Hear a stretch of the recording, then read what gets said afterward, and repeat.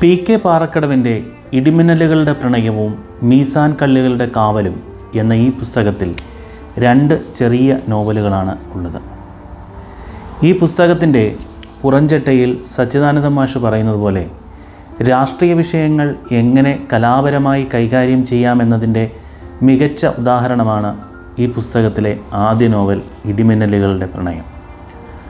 ഓരോ പേജുകൾ വായിച്ചു കഴിയുമ്പോഴും ഈ ലോകത്തു നിന്ന് തുടച്ചു നീക്കപ്പെടാനായി വിധിക്കപ്പെട്ടു നിൽക്കുന്ന ഒരു ജനത, അടിച്ചമർത്തപ്പെടുന്ന ഒരു ജനത, കൊല ചെയ്യപ്പെട്ടുകൊണ്ടിരിക്കുന്ന ഒരു ജനത, അവർ അനുഭവിക്കുന്ന എല്ലാ വിഷമങ്ങളും യാതനകളും കണ്ണുനീരും അക്ഷരങ്ങളിൽ ആ തീവ്രത ചോരാതെയാണ് നമ്മളോട് പറയുന്നത്.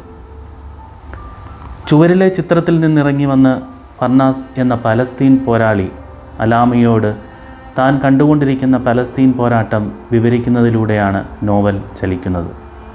ഒടുവിൽ ഫർനാസ് ആ കണ്ണാടിച്ചിലിനുള്ളിലേക്ക് കയറിപ്പോകുന്നു. അലാമയുടെ തോക്കുകൾ ശബ്ദിക്കുന്നു. അവർ ഇരുവരും ആരാമത്തിൽ ഒരുമിച്ചിരിക്കുന്നു.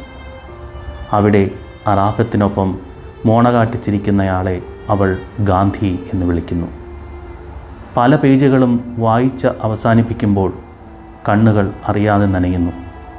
പലസ്തീൻ ജനതയുടെ സ്വാതന്ത്ര്യത്തിന് വേണ്ടിയുള്ള പോരാട്ടത്തെ കലയിലൂടെ തൻ്റെ രാഷ്ട്രീയത്തെ അടയാളപ്പെടുത്തുകയാണ് പി കെ പാറക്കടവ്.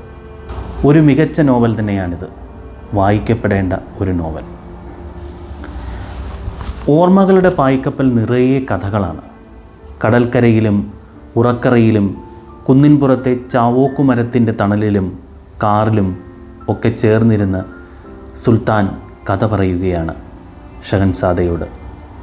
ഉമ്മാച്ചോമോയുടെ കഥ, കടൽക്കരയിലെ കാറ്റിൻ്റെ അറ്റത്ത് നിന്ന് ഒരു കഥ, സ്വർണ്ണത്തിരമാലകളിൽ നിന്നൊരു കഥ, മഴത്തുള്ളികൾ പൊട്ടിച്ച് ഒരു കഥ, മീസാൻ കല്ലുകളുടെ കാവൽ. ഈ പുസ്തകത്തിലെ 2ാമത്തെ ചെറിയ നോവലാണിത്. അസമയത്ത് കുതിരപ്പുറത്തേറിപ്പോകുന്ന ആലി മുസ്ലിയാരും ഉമ്മാച്ചോമോയുടെ മഞ്ചൽ യാത്രയും കാളിയാർ കൈചൂണ്ടി വെള്ളത്തെ ഇറക്കിവിടുന്നതുമൊക്കെ നമ്മുടെ ഭാവനകളെ മറ്റൊരു തലത്തിലാണ് സഞ്ചരിപ്പിക്കുന്നത്.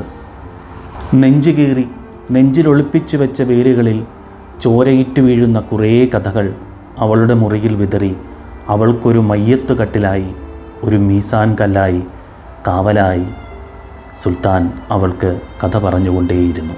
പ്രിയപ്പെട്ട പി കെ പാറക്കടവിന് ഇനിയും മികച്ച രചനകൾ ഉണ്ടാകട്ടെ എന്ന് ആശംസിക്കുന്നു.